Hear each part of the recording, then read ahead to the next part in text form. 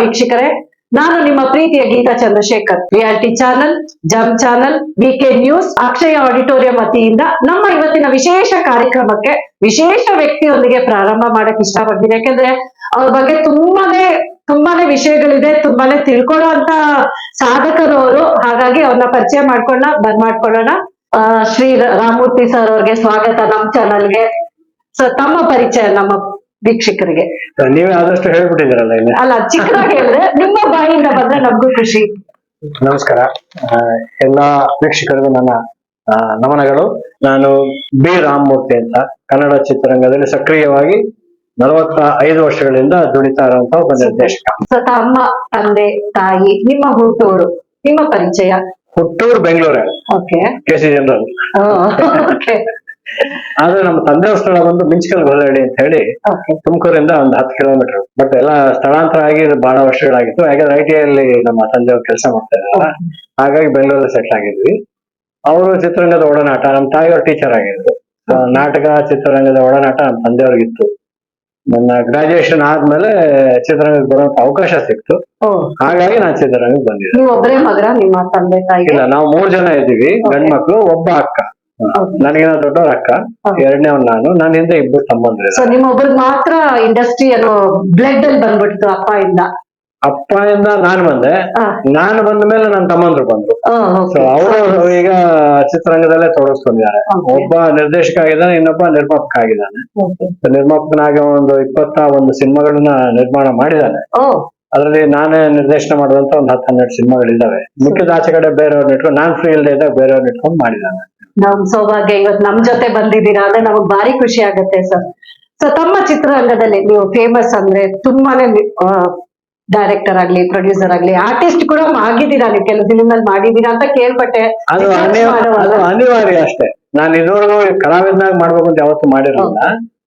ಕೆಲವು ಸಂದರ್ಭಗಳಿರ್ತವೆ, ಆ ಸಂದರ್ಭಗಳಲ್ಲಿ ಆಕ್ಟರ್ ಬಂದಿರಲ್ಲ, ಸರಿಯಾಗಿ ಮಾಡ್ಲಿಲ್ಲ ಅಂದಾಗ ಸ್ಟ್ಯಾಂಡ್ ಬೈ ಅಂತ ಇದೀವಲ್ಲ ನಾವು, ಅವಕಾಶನೂ ಸಿಕ್ಕಿದೆ ನಮ್ಗೆ, ಕ್ಲೋಸ್ ಮ್ಯಾನ್ ಅಂತೀವಲ್ಲ, ಹಾಗೆ ನಾವು ಅಲ್ಲಿ ಇರ್ತಿದ್ವಿ ಅಷ್ಟೇ. ಈ ಬೆಟ್ಟದ ತಗೋಬೇಕಾದ್ರೆ ನಾವು ತಮಟೆ ಬರ್ಸೋ ಒಂದು ಸೀಕ್ವೆನ್ಸ್ ಇದೆ ಸಾಂಗ್ ಅಲ್ಲಿ, ಹೊಟ್ಟೆ ಹೋಲಿ ಬಲು ಕೆಟ್ಟ ಹೋಲಿ ಅಂತ ಸಾಂಗ್ ನೋಡಿರ್ತೀರ ನೀವು. ಆ ಸಾಂಗ್ ಆಗಿ ತಮಟೆ ಬರ್ಸೋನ ಕರೆದ್ವಿ, ಕೆಮ್ಮಣ್ಣಗುಂಡಿ ಶೂಟಿಂಗ್. ನೈಟ್ ಎಫೆಕ್ಟ್ ಅದು. ಸೊ ಬಾಲಣ್ಣವರು, ಪುನೀತ್ ಎಲ್ಲ ಇದ್ದಿದ್ದದು. ಆ ಸಂದರ್ಭದಲ್ಲಿ ಆತ ಏನ್ ಮಾಡುವ, ನಾನ್ ನೈಟ್ ಎಲ್ಲ ಕೂತ್ಕೊಂಡು ಬಾರ್ಸಲ್ಲ, ನಾನ್ ಮಲ್ಕೊಂಡ್ಬಿಡ್ತೇನೆ ಸರ್ ಅಂತ ಅಂದ. ಅಂದ್ರೆ ಅವನು ಅಭ್ಯಾಸದ ಬಲ ಅದು. ಏನೋ ಹಾಕೊಂಡ ಮಲಗ್ಬಿಟ್ಟ. ಸೊ ಅವಾಗ ಅಣ್ಣವರು ಮತ್ತೆ ವರದಪ್ಪ ಅವ್ರು ಇದ್ಕೊಂಡು ಏನಂದ್ರು, ಒಂದ್ ಕೆಲಸ ಮಾಡಿ ಅಪ್ಪಾಜಿ, ನೀವು ರಿದಮ್ ಸೆನ್ಸ್ ಸ್ವಲ್ಪ ನಿಮ್ಗೆ ಚೆನ್ನಾಗಿದೆ, ನೀವೇ ಯಾಕೆ ಬಾರಿಸ್ಬಾರ್ದು ಕೂತ್ಕೊಂಡು. ಹಾಗೆ ಈ ಕಡೆ ಪುನೀತ್ ರಾಜ್ಕುಮಾರ್ ಪಕ್ಕ ತಮಟೆ ಬರ್ಸೋ ಅಂತ ಒಂದು ಅವಕಾಶ ಸಿಕ್ತು ನೋಡಿ. ಆ ಸಿನಿಮಾ ನ್ಯಾಷನಲ್ ಅವಾರ್ಡ್ ಬಂದಾಗ ಬೆಸ್ಟ್ ಫಿಲ್ಮ್ ಅಂತಾನು ಬಂತು, ಬೆಸ್ಟ್ ಆಕ್ಟರ್ ಅಂತಾನು ಪುನೀತ್ ಬಂತಲ್ಲ. ಸೊ ಅದು ನನಗೆ ಕಾನ್ಫಿಡೆಂಟ್, ಅದು ಫಸ್ಟ್ ಅವಾರ್ಡ್ ಅನೌನ್ಸ್ ಮಾಡಿದ್ರು.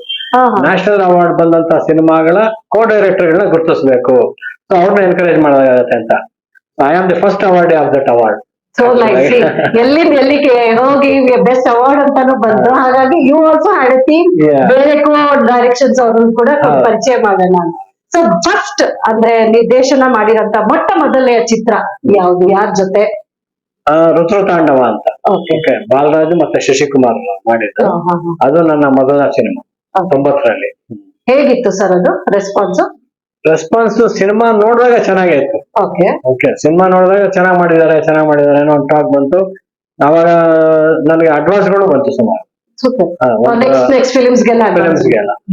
ಆದ್ರೆ ಕೆಲವು ಸಲ ನಾವ್ ಅನ್ಕೊಂಡಿದ್ದು ಬಾಕ್ಸ್ ಆಫೀಸ್ ಅಲ್ಲಿ ಗೆಲ್ಲಲ್ಲ.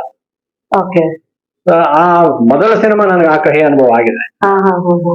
ನಾನಲ್ಲಿ ಸೋತೆ ಅಂತ ಅನಿಸ್ತು. ಎಲ್ಲಿ ಸೋತೆ ಅಂತ ನಾನು ಅವಲೋಕನ ಮಾಡ್ಕೊಂಡಾಗ, ಬಹುಶಃ ನಾನು ಕಥೆ ಚೆನ್ನಾಗಿ ಮಾಡ್ಕೊಂಡಿದ್ವಿ, ತೆಗೆದಿದ್ದು ಚೆನ್ನಾಗಿತ್ತು. ನಿರ್ಮಾಪಕರು ಪಾಪ ಸಿ ಜಯರಾಮ್ ಅವರು, ಅವರೇ ನನ್ನ ಗಾಡ್ ಫಾದರ್ ಬಿಡಿ, ಸಿನಿಮಾ ಕೂಡ ಅವರೇ ನನ್ನ ಗಾಡ್ ಫಾದರ್. ಅವರ ಸಂಸ್ಥೆಯಲ್ಲೇ ನಾನು ಶುರು ಮಾಡಿದ್ದೆ 78ರಲ್ಲಿ. ನಾನಿನ್ನ ಬಿಡ್ಲಾರೆ ಚಿತ್ರದ ಮೂಲಕ ಒಬ್ಬ ಸಹಾಯಕ ನಿರ್ದೇಶಕನಾಗಿ ಶುರು ಮಾಡಿದ್ದು. ಅಲ್ಲಿಂದ ಆಟೋ ರಾಜ, ಕಾಮನ್ ಬಿಲ್ಲು, ಅನುಪಮ ಎಲ್ಲ ಅವರೇ ಸಿನಿಮಾಗಳು. ಆ ಸಿನಿಮಾಗಳಿಗೆಲ್ಲ ನಾನು ಡೈರೆಕ್ಟರ್ ಆಗಿದ್ದೆ, ಅಸಿಸ್ಟೆಂಟ್ ಆಗಿ ಅಸೋಸಿಯೇಟ್ ಆದೆ. ಆಮೇಲೆ ನನ್ನ ಕೆಲಸ ನೋಡ್ಕೊಂಡು ಅವರು ನನ್ನ ಕಂಪನಿಲೇ ಡೈರೆಕ್ಟ್ ಮಾಡುವಂತ ಡೈರೆಕ್ಷನ್ ಕೊಟ್ಟರು ಅವರು. ಹಾಗಾಗಿ ಮೊದಲನೇ ಸಿನಿಮಾ ಅವ್ರ ಬ್ಯಾನರ್ ಅಲ್ಲೇ ಮಾಡಿದ್ದ. Super sir, super. ನೀವು ಅಪ್ಪಾಜಿ ಆಗಿರ್ಬೋದು ಅಥವಾ ವಿಷ್ಣುವರ್ಧನ್ ಬ್ಯಾನರ್ ಅಥವಾ ಬೇರೆ ಬ್ಯಾನರ್ಗಳೆಲ್ಲ ಅಲ್ಲಿ ಗುರುತಿಸ್ಕೊಂಡಿರೋ ಅಂತ ಫಿಲ್ಮ್ಗಳಲ್ಲಿ ಹಿಟ್ ಫಿಲ್ಮ್ಸೇ ಕೊಟ್ಟಿದ್ದೀರಾ ಸುಮಾರು 70-80s ಇಂದ ಸುಮಾರು ಹಿಟ್ ಫಿಲ್ಮ್ಸೇ ಕೊಟ್ಟಿದ್ದೀರಾ. ಅದ್ರದ್ದು ನಿಮ್ಗೆ ಅನುಭವಗಳು ಒಂಚೂರು ಹಂಚ್ಕೋಬಹುದಾ ನಮ್ಮ ವೀಕ್ಷಕರ ಜೊತೆ? ನನಗೆ ವಿಷ್ಣುವರ್ಧನ್ ಅವರ ಜೊತೆ ಮಾಡುವಂತ ಅವಕಾಶ ಸಿಕ್ಲಿಲ್ಲ. ಸಿಕ್ಕಿಲ್ಲ. ಎರಡು ನಿರ್ದೇಶನ ಮಾಡುವಂತ ಅವಕಾಶ ಸಿಕ್ತು. ಓಕೆ. ಅಸೋಸಿಯೇಟ್ ಆಗಿ ನಾನು ಯಾಕೆಂತಂದ್ರೆ ರಾಜ್ಕುಮಾರ್ ಅವರ ಕಂಪನಿಯಲ್ಲೇ ಇದ್ದಿದ್ರಿಂದ ನಾ ಹೊರಗಡೆ ಹೋಗಿ ಯಾವ್ದು ಮಾಡ್ಲಿಲ್ಲ.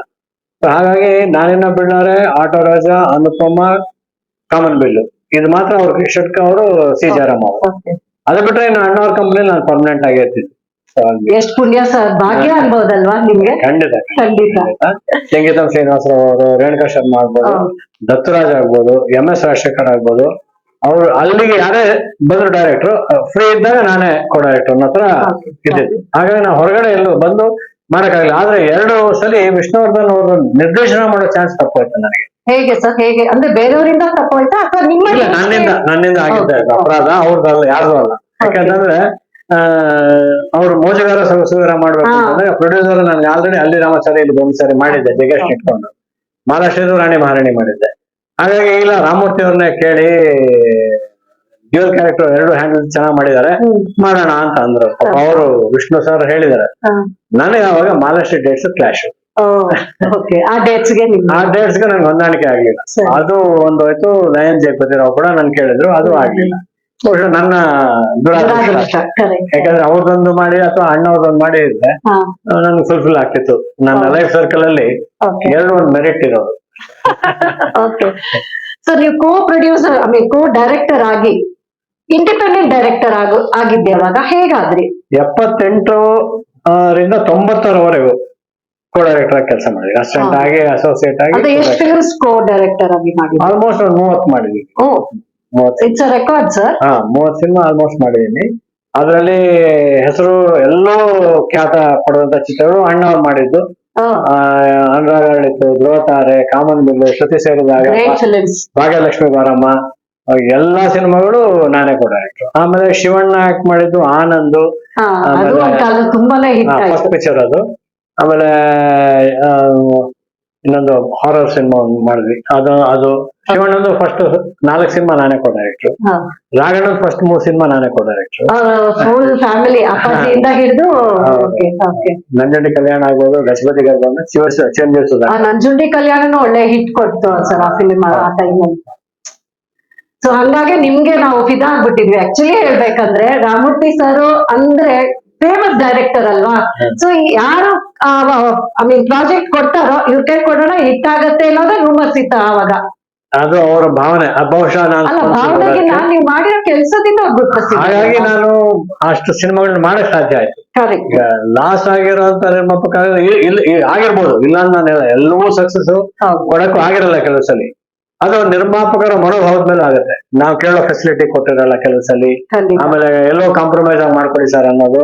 ಅವಾಗ ನಾವು ಕಾಂಪ್ರಮೈಸ್ ಆದಾಗ ಏನಾಗುತ್ತೆ, ಆ ಪ್ರಾಡಕ್ಟ್ ಆಕ್ಚುಲ್ ಆಗಿ ನನಗೆ ಹೆಸರು ತಂದ್ಕೊಡಲ್ಲ. ಅಂದ್ರೆ ನೀವು ನಿರ್ದೇಶಕರಿದ್ದಾಗ ನೀವು ಪ್ರಾಜೆಕ್ಟ್ ನಿಮ್ ಕೈಗೆ ಬರತ್ತಲ್ಲ, ಅವಾಗ ನೀವು ಪ್ರೊಡ್ಯೂಸರು ಆ ಸ್ಟೋರಿ ಡಿಸ್ಕಸ್ ಮಾಡೋ ತಾನೇ ನೀವು ಪ್ರಾಜೆಕ್ಟ್ ತಗೋತೀರಾ? ಖಂಡಿತ ಮಾಡ ಅದೇ ತರನೇ. ಇಲ್ಲಾಂದ್ರೆ ಕಥೆ ಇಲ್ಲ ಅಂದ್ರೆ ಇವು ಕಾಣ್ತಲ್ಲ, ಕಥೆ ಇಲ್ದಿರ ಮಾಡಕ್ ಆಗೋದೇ ಇಲ್ಲ. ಫಸ್ಟ್ ಆಫ್ ಆಲ್ ನೀವು ಕೆಲವು ಸಲ ಕಥೆಯನ್ನ ನಿರ್ಮಾಪಕರು ಒಪ್ಕೊಂಡಿರ್ತಾರೆ, ಅದು ಒಪ್ಕೊಂಡ್ರೆ ನಾನ್ ಕೈ ಹಾಕ್ತಾ ಇದ್ದಿದ್ದು, ಇಲ್ಲ ನಾ ಮಾಡಕ್ ಹೋಗ್ತಾ ಇರ್ಲಿಲ್ಲ. ಯಾಕಂದ್ರೆ ನಂದೇ ಕಥೆ ಆಗಿದ್ರೆ ಮಾತ್ರ ನಾನು ಅವ್ರು ಒಪ್ಕೊಂಡ್ಮೇಲೆ ಮಾಡೋದು. ಸೊ ಇವರ ಸ್ಟೋರಿ ರೈಟರ್ ಕೂಡ. ಎಸ್, ಸುಮಾರು ಸಿನಿಮಾ ನನ್ನ ಕಥೆಗಳಾಗಿದೆ. ಅದರಲ್ಲಿ ಹೇಳ್ಬೇಕು ಅಂತಂದ್ರೆ love training, love training Kashinath ಅವರು. ಸೊ ಹೊಸ ಕಾನ್ಸೆಪ್ಟ್ ಅದು ಇಟ್ಕೊಂಡು ಮಾಡಿದ್ ನಾವು. ಓಕೆ, ಒಂದು ಪ್ರೀತಿಯನ್ನ ಹೇಳ್ಕೊಳಕ್ ಆಗದೆ ಇರುವಂತ ಯುವಕರಿಗೆ ಒಬ್ಬ ಟೀಚರ್ ನೆಟ್ ಹೇಗಿರುತ್ತೆ ಅಂತ ಹೇಳ್ಕೊಡೋ ಡಿಫ್ರೆಂಟ್. ಸೊ ಉಪೇಂದ್ರ ಡೈಲಾಗ್ ಬರೋದು ಅದಕ್ಕೆ.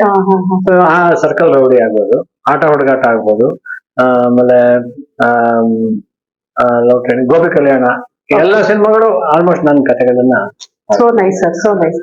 ಅಪ್ಪಾಜಿ ಆಗಿರ್ಬೋದು, ಅಪ್ಪಾಜಿ ಫ್ಯಾಮಿಲಿ ಆಗಿರ್ಬೋದು, ನೆಕ್ಸ್ಟ್ ವಿಷ್ಣುವರ್ಧನ್ದು ಆಗಿರ್ಬೋದು, ಅಥವಾ ಅವ್ರ ಫಿಲ್ಮ್ ಅಲ್ಲಿ co producer, whatever director. ಅದಲ್ಲದೆ ಯಾವ ಆರ್ಟಿಸ್ಟ್ಗಳದ್ದು ನೀವು ಆಲ್ಮೋಸ್ಟ್ ಉಪೇಂದ್ರನ, ರಮೇಶ್ ಭಟ್?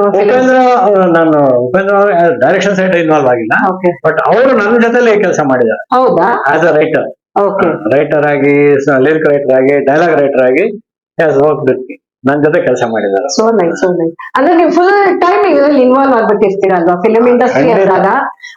ಎಷ್ಟು ನಿಮ್ಮ ಸಮಯನ ನಿಮ್ಮ ಫ್ಯಾಮಿಲಿಗೆ ಡೆಡಿಕೇಟ್ ಮಾಡಿದ್ದೀರಾ ಸರ್? ಅಂದ್ರೆ ಅವ್ರು ಹೆಂಗ್ ಕೋಆಪರೇಟ್ ಮಾಡ್ತಿದ್ರು ನಿಮ್ಗೋಸ್ಕರ? ಅಂದ್ರೆ ಅವ್ರಿಗೆ ಮೊದಲು ಸ್ವಲ್ಪ ಕಷ್ಟ ಆಗ್ತಿತ್ತು.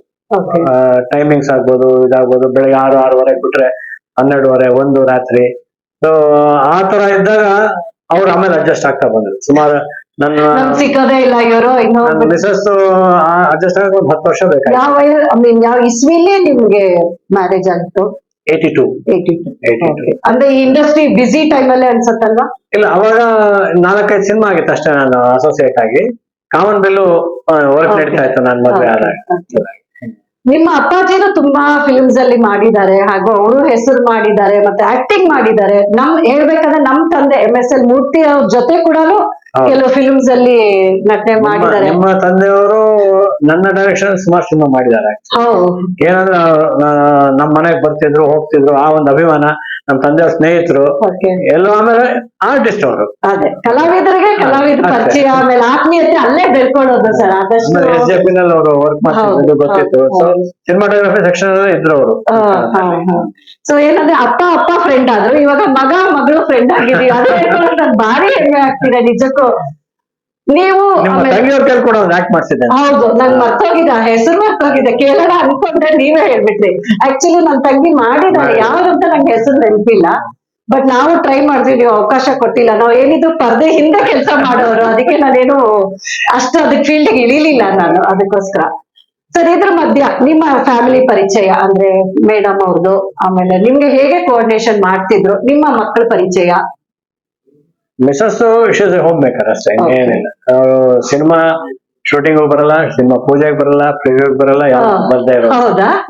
Away from the industry. But ನೀವು ನಿಮ್ಮ ದಿನದ ನಡೆಯುವಂತ ಚರಿತ್ರೆ ಅವ್ರ ಜೊತೆ ಎಕ್ಸ್ಚೇಂಜ್ ಮಾಡ್ಬೇಕು. ಇವತ್ತು ಇದಾಯ್ತು ಅದಾಯ್ತು ಅಂತ ಏನ್ ಹೇಳ್ತೀನಿ ಹೋಗಿ, ಅಥವಾ ಒಂದು ಸಕ್ಸಸ್ ಆದಾಗ ಅದು ಖುಷಿ ಪಡುವಂತ. She enjoys it. But she never come. Okay. ಮಕ್ಕಳು ಎಷ್ಟು ಜನ? ಮಕ್ಕಳು 2 ಗಂಡು ಮಕ್ಕಳು. ಅದರಲ್ಲಿ ದೊಡ್ಡವನು ಅಕ್ಷಯ್ ಅಂತ ಹೇಳಿ, ಎರಡನೇವನು ಆದರ್ಶ ಅಂತ. Akshay actually he was working in the MNC company. But ಅವನ ಸಿರಿಮಂತದಲ್ಲಿ ನಾರಾಯಣ ಅವ್ರು ಆಕ್ಟ್ ಮಾಡ್ಸಿದ್ರು.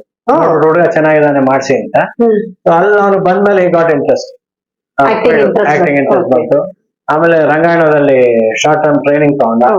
ಆಮೇಲೆ ಚೆನ್ನೈನಲ್ಲಿ ಫೈಟ್ ಡ್ಯಾನ್ಸ್ ಎಲ್ಲ ಕಲ್ತ. ಅವನು ಈಗ ಸ್ಕ್ರಿಪ್ಟ್ ರೈಟರ್ ಇದು ಮಾಡ್ತಾ ಇದ್ದಾನೆ.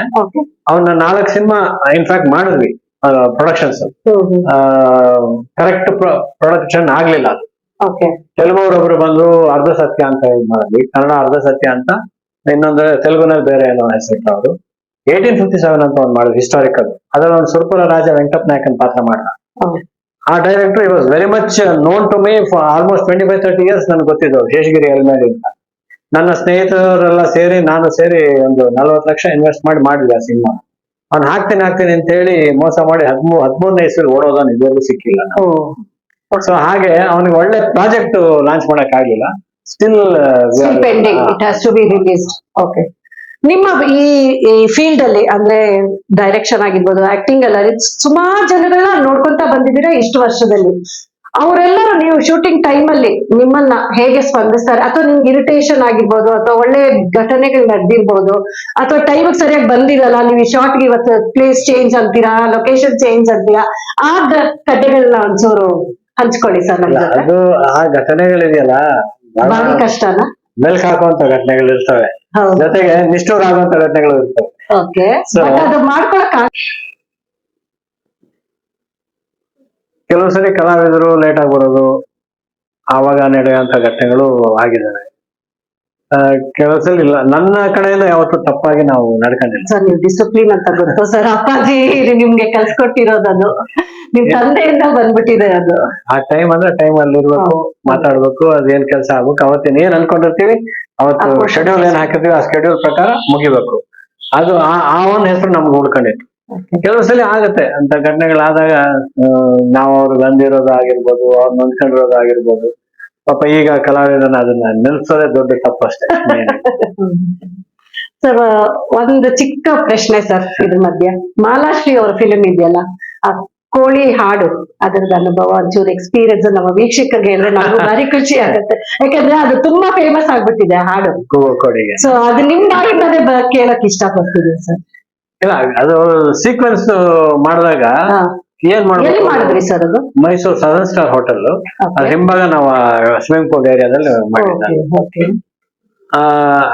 ಅದು ಸೀಕ್ವೆನ್ಸ್ ಮಾಡಿದಾಗ ಒಂದ್ ಪಾರ್ಟಿ ಸಾಂಗು ಈ ತರ ಮಾಡ್ಬೇಕು, ಕ್ಯಾರೆಕ್ಟರ್ ಎಕ್ಸ್ಚೇಂಜ್ ಆಗ್ಬೇಕು, ಓಲ್ಡ್ ಕ್ಯಾರೆಕ್ಟರ್ ಬರ್ಬೇಕು ಅಂತೆಲ್ಲ ಮಾಡ್ಕೊಂಡ್ವಲ್ಲ. ಹಂಸಲೇಖ ಅವ್ರು ಮ್ಯೂಸಿಕ್ ಮಾಡಿಲ್ಲ ಸಿನಿಮಾಗೆ.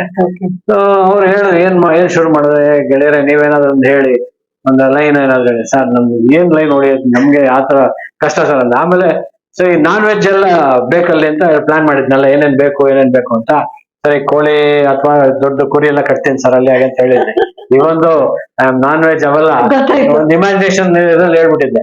ಸೊ ಹಾಗೆ ಮಸಾಲೆ ಬಗ್ಗೆ ಮಾಡೋಣ ಅಂತ ಐಡಿಯಾ ಕೊಟ್ರಿ. ಕೋಳಿ ಕೇಳಿ ಮಸಾಲೆ ಹರಿತಾರ ಅನ್ನೋ ಒಂದ್ ಪದ ಇದೆಯಲ್ಲ, ಆ ಪದನ ಹೇಳ್ದೆ ಅವ್ರಿಗೆ. ಅಂದ್ರೆ ಚೆನ್ನಾಗಿದೆ, ಇದನ್ನೇ ಉಪಯೋಗಿಸ್ಕೊಂಡು ಮಾಡೋಣ ಅಂತ. ಹಾಗೆ ಕೋಳಿಗೆ ಖಾರ ಮಸಾಲೆ ಅಂತ ಹಾಗೆ ಹುಟ್ಕೊಂತದ್ದು. ಎಷ್ಟು ಫೇಮಸ್ ಆಗೋಯ್ತು ನೋಡಿ ಹಾಡು. ಆ ಟೈಮಲ್ಲಿ ನಿಜಕ್ಕೂ ಆ ಡ್ಯಾನ್ಸ್ ಆಗ್ಲಿ ಆ ಹಾಡಾಗ್ಲಿ ತುಂಬಾನೇ ಫೇಮಸ್ ಆಗೋಯ್ತು. ಇವತ್ತು ನೀವ್ ಹೇಳ್ದಂಗೆ ನಾನ್ ವೆಜ್ ವೆಜ್ ಅನ್ನೋ ಪದಕ್ಕೆ ಎಷ್ಟು ಬಂದು ನಾನ್ ವೆಜ್ ಬರೀ ಆ ಮಸಾಲೆ ತಗೊಂಡು ಆ ಹಾಡು ರಿಲೀಸ್ ಬಂದು ಅದು ಎಷ್ಟು ಲೈನ್ ಬಂದಿದ್ದ ನನಗೆ ಅಷ್ಟೇ. ಅದು ಕೋಳಿ ಕೇಳಿ ಮಸಾಲೆ ಹರಿತಾರ ಅಂತ ಕೇಳೋದು ಸರ್, ಆ ಮಾತು ಇದೆಯಲ್ಲ, ಆ ಮಾತಿನ ತರ ಏನಾದ್ರು ಇಟ್ಕೊಂಡ್ ಮಾಡ್ಬೋದಾ ಅಂತ. ಈ ಲೈನಲ್ಲಿ ಇಸ್ಕೊಂಡ್ ಮಾಡ್ತೀನಿ ಅಂತ ಅವ್ರು ಹಾಗೆ ಸರ್. ಇನ್ನೊಂದು ವಿಚಾರ, ಅಣ್ಣ ಆಗಿರ್ಬೋದು, ಪ್ರಭಾಕರ್ ಸರ್ ಆಗಿರ್ಬೋದು, ಕೆಲವು ವಿಚಾರಗಳು ಗೊತ್ತಿಲ್ಲದೆ ಇರೋಂತ ಒಂದು ವಿಚಾರಗಳಿದೆ. ಅದನ್ನ ತಾವು ತಿಳಿಸ್ಕೊಡ್ಬೋದಾ ವೀಕ್ಷಕರಿಗೆ? ಗೊತ್ತಿಲ್ಲದೆ ಇರೋ ನಮಗೂ ಗೊತ್ತಿಲ್ಲ ಅಂತ ಸುಮ್ಮನೆ ಇಲ್ಲ ಸರ್, ಕೆಲವು ವಿಚಾರಗಳು ಗೊತ್ತಿಲ್ಲದೆ ಇರೋದು ಅಂದ್ರೆ ನಿಮ್ಮ ಇಂಡಸ್ಟ್ರಿಲಿ ಯಾವ್ದಾದ್ರು ಅಂತ ಹೇಳ್ಬೋದು. ಅಣ್ಣವ್ರ ಬಗ್ಗೆ ಏನ್ ಮಾತಾಡೋದು ಏನೂ ಇಲ್ಲ. ಓಕೆ. ಪ್ರಭಾಕರ್ ಅವ್ರ ಪಾಪ is A very nice man. ನಾನು 5-6 ಸಿನಿಮಾ ಮೇಲೆ ಡೈರೆಕ್ಟ್ ಮಾಡ್ತಾರೆ. ಅವ್ರು ಆಸ್ ಎ ಟೆಕ್ನಿಕಲ್ ಇದ್ರಲ್ಲಿ ಆಸ್ಪೆಕ್ಟ್ ಅಲ್ಲಿ ನೋಡಿದಾಗ is very much A good technician. Okay, ತುಂಬಾ ಒಳ್ಳೆ ತಂತ್ರಜ್ಞ. ಆಮೇಲೆ ನಮ್ಗೆ ನನ್ನ ಕೆಲಸದಲ್ಲಿ ಯಾವತ್ತೂ ಅಡಚಣೆ ಮಾಡ್ಲಿಲ್ಲ. Very good human. ಮೂಗ್ ತೋರ್ಸೋದಾಗ್ಲಿ ಅದೆಲ್ಲ ಏನಿಲ್ಲ. ಬಟ್ ಫೈಟ್ಸ್ ಬಂದಾಗ ಮಾತ್ರ ಯೂಸ್ ಟು ಟೇಕ್ ದಟ್. ಅವ್ರಿಗೆ ಯಾಕಂದ್ರೆ ಅವ್ರು ಬ್ಯಾಲೆನ್ಸ್ ಆಗೇ ಮಾಡ್ಬೇಕಾಯ್ತು ಫೈಟ್. ಕಾಲು ಸ್ವಲ್ಪ ಪ್ರಾಬ್ಲಮ್ ಇದ್ದಿದ್ರಿಂದ ಆ ಫೈಟ್ ಮಾಸ್ಟರ್ಗಳು ಇದ್ರು ಕೂಡ ಕೆಲವು ಇದನ್ನ ಅವ್ರು ಹ್ಯಾಂಡಲ್ ಮಾಡ್ಕೊತಾ ಇದ್ರು. ಅವ್ರಿಗೆ ಹೇಗ್ ಬೇಕೋ ಮಾಡ್ಕೊಂಡು ಅಷ್ಟ್ ಬಿಟ್ರೆ as A person is A very good person. ನಮ್ಗೆ ಕಲಾವಿದರಿಂದ ಯಾವತ್ತೂ ನನ್ಗೆ ಯಾವ ಇದು ಆಗಿಲ್ಲ. ಒಬ್ಬರಿಂದ ಸ್ವಲ್ಪ ಲೇಟ್ ಆಗ್ಬಿಡೋದು ಒಂದು ಕಾರ್ಯ ಅಷ್ಟೇ, ಬಿಟ್ರೆ ಇನ್ನೇನು. ಫಿಲಂ ಇಂಡಸ್ಟ್ರಿ ಅಸೋಸಿಯೇಷನ್ ಇಂದ ನೀವು ನಿರ್ದೇಶಕರು ಮತ್ತೆ ನಿಮ್ಮ ಪೊಸಿಷನ್ಗೆ ನೀವು ಹೇಳಿದ್ದು, ಆಮೇಲೆ ಮೆಂಬರ್ಸ್ಗೆಲ್ಲಾನು ಅದು ಮೆಂಬರ್ಶಿಪ್ ಕೊಡ್ಸಿರೋದಾಗಿರ್ಬೋದು, ಕಾರ್ಯಕ್ರಮ ಮಾಡೋದ್ರಲ್ಲಾಗಿರ್ಬೋದು ಯಶಸ್ವಿ ಆಗಿದ್ದೀರಾ ಕೆಲವು ಕಾರ್ಯಕ್ರಮಗಳಲ್ಲಿ. ಅವ್ರು ಹೇಗೆ ಅದನ್ನ ಅಳವಡಿಸ್ಕೊಂತ ಬರ್ತಿದ್ದಾರೆ ನಿಮ್ಮ ಪೀರಿಯಡ್ ಅಲ್ಲಿ? ಅಲ್ಲ, ನಿರ್ದೇಶಕರ ಸಂಘದ ಬಗ್ಗೆ ಹೇಳ್ಬೇಕಾದ್ರೆ PS ವಿಶ್ವನಾಥ್ ಆಗ್ಬೋದು ಅಥವಾ ನಾಗವರ್ಣ ಆಗಿರ್ಬೋದು, ಅವ್ರಗಳೆಲ್ಲ ಇದ್ದಾಗ ನಾನು ವೈಸ್ ಪ್ರೆಸಿಡೆಂಟ್ ಆಗಿದ್ದೆ. ಸೊ ಅದು ಅವ್ರ ಕೈ ಕೆಳಗಡೆ ಮುನ್ನಡೆಸ್ಕೊಂಡು ಹೋಗಿದ್ದೀವಿ. ಈಗ 2 ವರ್ಷದಿಂದ ನಮ್ಗೆ ಅದು ನಡವಳಿಕೆ ಎಲ್ಲ ಬೇಜಾರಾಗಿ ಹೊರಗಿದೀವಿ ಅಷ್ಟೇ. ಅದೇ ಹೊಸಬ್ರು ಬಂದಾಗಿಂದ ಹೊಸಬ್ರು ಬಂದ್ರು ಆ ನಡವಳಿಕೆಗಳು ಸರಿ ಹೋಗಿಲ್ಲ. ಹೊಸಬ್ರು ನಮ್ಮನ್ನು ಕೇಳಿದ್ದಾರೆ, ಸರ್ ನಿಮ್ ಮಾರ್ಗದರ್ಶನ ಬೇಕು ಅಂತ. So I used to guide them. ಏನು ಆಸ್ ಎ ಸೆಕ್ರೆಟರಿ ನಾನು ಅಲ್ಲಿ ಕೆಲಸ ಮಾಡೋದ್ರಿಂದ ಹಿಂಗ್ ಮಾಡಿ ಬೈಲಾಗಳು ಹೇಗಿರುತ್ತೆ ಹೀಗ್ ಮಾಡಿ ಅಂತ. ಬಟ್ ಎಲ್ಲೋ ಇವಾಗ ಬರ್ತಿರೋ ಅಂತ ಮನಸ್ಥಿತಿಗಳಿದೆಲ್ಲ ಎಲ್ಲ ರೆಬಲ್ ಆಗೇ ಆಡ್ತಾರೆ. ಸೊ ನಮ್ಗೆ ಅದು ಕೂಲ್ ಆಗಿ ಹ್ಯಾಂಡಲ್ ಮಾಡ್ಬೇಕು. When we are in the association, certain things we should handle very much cool ಆಗಿ ಹ್ಯಾಂಡಲ್ ಮಾಡಿ ಅದನ್ನ ಒಂದು ದಡ ಸೇರಿಸ್ಬೇಕು. ಈಗ ಬರೋರಿಗೆ ದಡ ಇಲ್ಲ, ಬರೀ ಬಡಬಡ ಅದು ನಮಗ್ ಸರಿ ಹೋಗ್ಲಿಲ್ಲ. ಆಮೇಲೆ ನಂಜುಂಡೇಗೌಡರು ಪ್ರೆಸಿಡೆಂಟ್ ಆದಾಗ ನಾವು ತುಂಬಾನೇ ಶ್ರಮ ಪಟ್ವಿ. ನಾನು ಅವರಿಬ್ರು ಬಹಳ ಓಡಾಡಿ ಸರ್ಕಾರಿ ವಲಯದಲ್ಲೆಲ್ಲ ಒಂದು ಬಿಲ್ಡಿಂಗ್ ತಗೋಬೇಕು ಮಾಡ್ಬೇಕು ಅಂತೆಲ್ಲ. ಅದೆಲ್ಲ ಒಂದು ಹಂತಕ್ಕೆ ಬಂದಾಗ ಸುಮ್ನೆ ನಮ್ಗೆ ಆಂಟಿ ಎಲಿಮೆಂಟ್ಸ್ ಅನ್ನೋ ತರ ಪಟ್ಟ ಕಟ್ಟಿ ಮಾಡುದು. ಅದರಿಂದ ಇಬ್ರು ಹೊರಗೆ ಬಂದ್ಬಿಟ್ವಿ. ನಾನು ಅವರಿಬ್ರು ಹೊರಗೆ ಬಂದ್ವಿ. ಈಗ ನಡ್ಸ್ಕೊಂಡು ಹೋಗ್ತಾ ಇದ್ರೆ ನಾವು ಅಲ್ಲಿ ಕಾಲಿಡಲ್ಲ ಅಂತ ಹೇಳಾಗಿತ್ತು, ಇಡಲ್ಲ. ಆಸ್ ಎ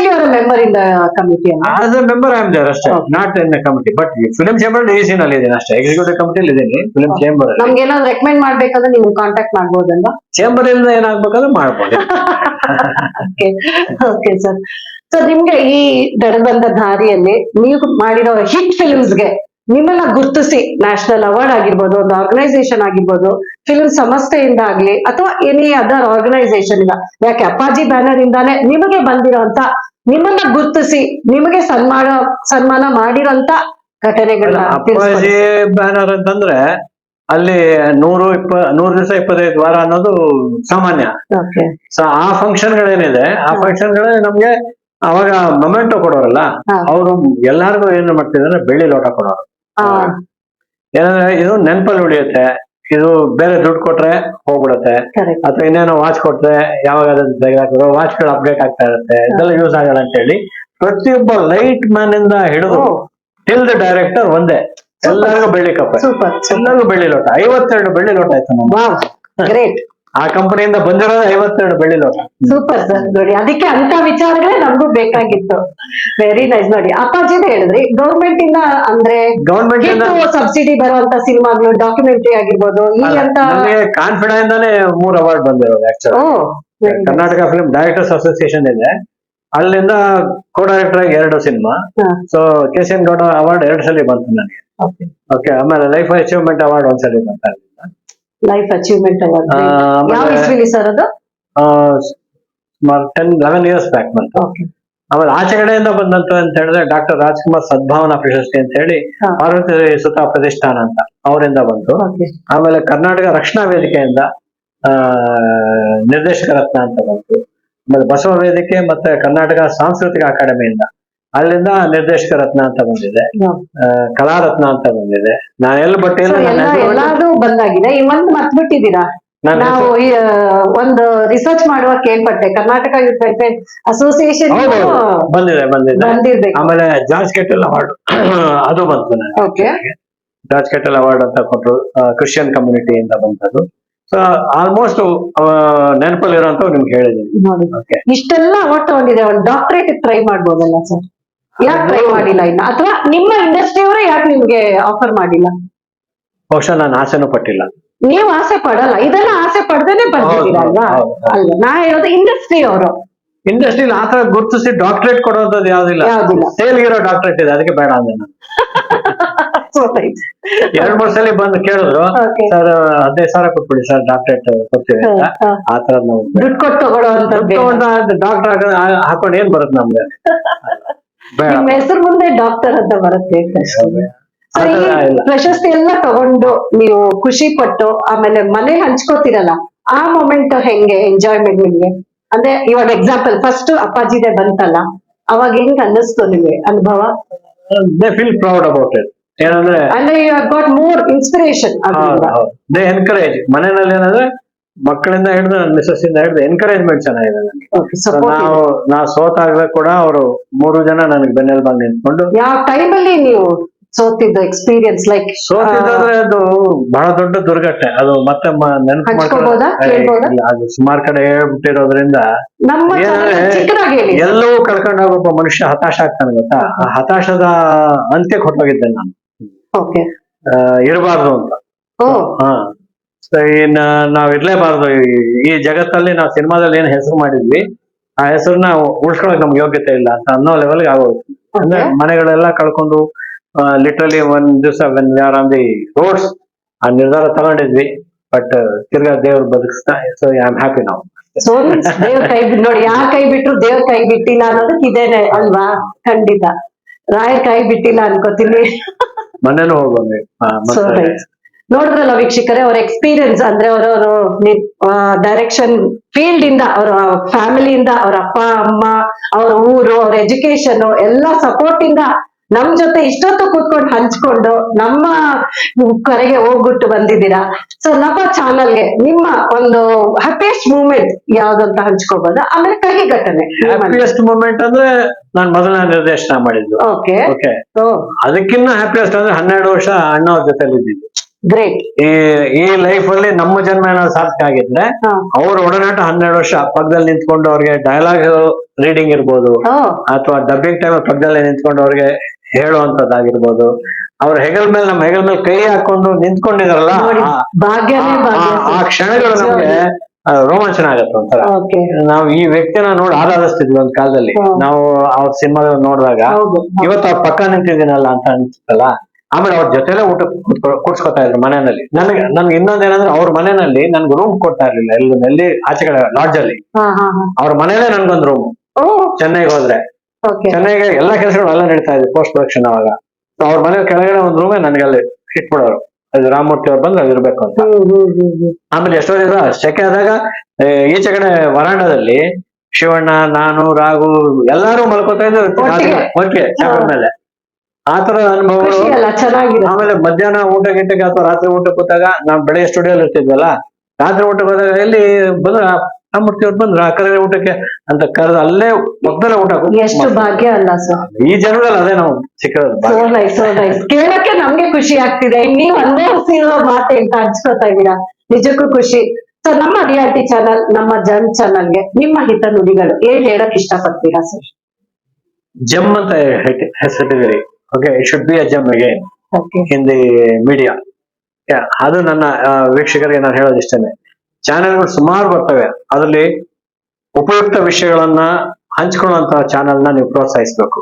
ಹಾಗೆ ಇದು ಜಮ್ ಅಂತ ಅನ್ಕೊಂಡಿದೀನಿ. ಸೊ ಆ ಚಾನೆಲ್ಗೆ ನೀವು ನಿಜಕ್ಕೂ ವೀಕ್ಷಕರಾಗಿ ಅದನ್ನ ಒಂದು ದೊಡ್ಡ ಮೀಡಿಯಾ ಹೌಸ್ ತರ ಮಾಡ್ಬೇಕು ಅಂತ ಹೇಳಿ ನನ್ನ ಸವಿನಯ ಪ್ರಾರ್ಥನೆ ಅಷ್ಟೇ. ಕೊನೆಯ ಪ್ರಶ್ನೆ ಸರ್, ಹೇಳಿ. ಅಪ್ಪಾಜಿ ಜೊತೆ ಚೆನ್ನೈಯಿಂದ ಜರ್ನಿ ಮಾಡ್ಕೊಂಡು ಬಂದಿದ್ದೀರಾ, ಅವ್ರ ಮಗ ಅಪ್ಪು ಅವ್ರದ್ದು ಒಂದು ಚೆನ್ನ ವಿಶೇಷಗಳು ಏನಾದ್ರು ನಮ್ ಜೊತೆ ಹಂಚ್ಕೋಬಹುದಾ? ಅದು ತಪ್ಪೇನಿಲ್ಲ ಹಂಚ್ಕೊಳ್ಳೋದ್ರಲ್ಲಿ. ನಾನು ಬೆಟ್ಟದು ಮಾಡಿದಾಗ, ಆಕ್ಚುಲ್ ಆಗಿ ಕೋಡೈರೆಕ್ಟರ್ ವರ್ಕ್ ಮಾಡಿದಾಗ ಅಪ್ಪುನ ಡೈಲಾಗ್ ಇಂದ ಹಿಡಿದು ಹೇಳ್ಕೊಟ್ಟಂತ ಒಂದು ಅನುಭವಗಳು. ತುಂಟ, ಮಹಾ ತುಂಟ ಅಂದ್ರೆ ಮಹಾ. ನಾವೇನ್ ಹೇಳ್ತಾ ಇದ್ರೆ ಬೇರೆ ಎಲ್ಲೋ ಅಂದ್ರೆ ಗಮನ ಎಲ್ಲೇ ಇರ್ಲಿ, ಡೈಲಾಗ್ ಮಾತ್ರ ಪರ್ಫೆಕ್ಟ್ ಆಗಿ ಕೇಳ್ಕೊಂಡಿರೋದು. ಓಕೆ, ನೋಟ ಬೇರೆ ಕಡೆ, ಆಟ ಗೋಲಿ ಆಡ್ತಾ ಇರೋದು ಕೇಳಿಸ್ಕೊಳ್ಳೋದು. ಶೂಟಿಂಗ್ ಟೈಮ್ ಅಲ್ಲೆಲ್ಲ ಏನಾದ್ರು ಆಟದ ವಸ್ತು ಕೊಡ್ಬೇಕು, ಇಲ್ಲ ಏನಾದ್ರು ಕೊಡ್ಬೇಕು, ಅದು ಆಟ ಆಡ್ತಾ ಕೇಳೋದು. ಓಕೆ, ಇದೇ ನಿಂತ್ಕೊಂಡು ಇದನ್ನ ಪ್ರಾಕ್ಟೀಸ್ ಮಾಡ್ಬೇಕು ಅನ್ನೋದಿಲ್ಲ, ಅಷ್ಟು ಗ್ರಾಸ್ಪಿಂಗ್ ಕೆಪಾಸಿಟಿ. ಆಟ ಆಡ್ತಾ ಎಲ್ಲ ಕಲ್ತಿದ್ದು.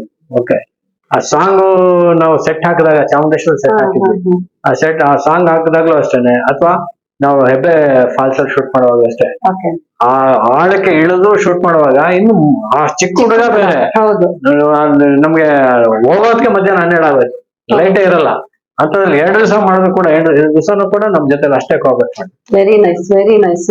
ಆಮೇಲೆ ತುಂಟ ಅಂದ್ರೆ ಮಹಾ ತುಂಟ, ಅದೆಲ್ಲ ಹುಡುಗ ಬುದ್ಧಿ ಅಲ್ಲ, ಚಿಕ್ಕ ವಯಸ್ಸು ಅಂತೀರಾ ಅದು. ಆಮೇಲೆ ಗ್ರಹಿಕೆ ಇದೆಯಲ್ಲ, ತಂದೆಯಿಂದ ಬಂದಂತಹ ಬಡವಡೆ ಗ್ರಹಿಕೆ ಅನ್ನೋದು, ಅಷ್ಟು grasping power. Very friendly, very homely, ಅದೇನು ಮಾತಾಡಂಗೆ ಇಲ್ಲ.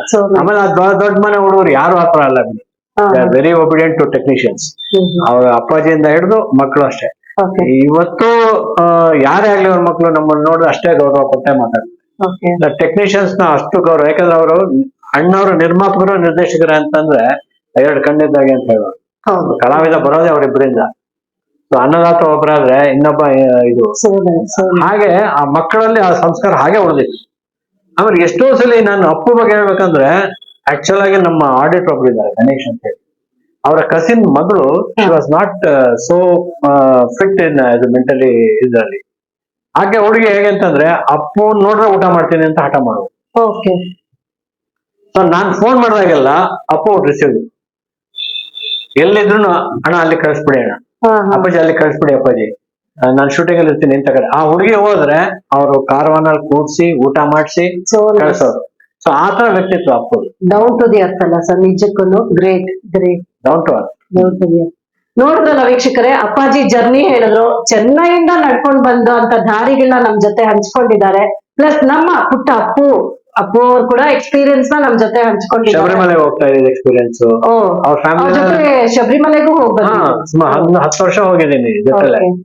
ಅವಾಗ ಅಪ್ಪು ಮಾಲೆ ಹಾಕೊಳ್ತಾ ಇದ್ರು, ಶಿವಣ್ಣ ಎಲ್ಲರೂ ಒಟ್ಟಿಗೆ ಹೋಗ್ತಾ ಇದ್ವಲ್ಲ, ಆ ಅನುಭವಗಳು ಅಷ್ಟೇ ಬಹಳ ಚೆನ್ನಾಗಿರುವಂತ ಒಂದು ನಮ್ಗೆ ಫ್ಯಾಮಿಲಿ ಅನ್ನೋ ತರ ಇತ್ತಲ್ಲ.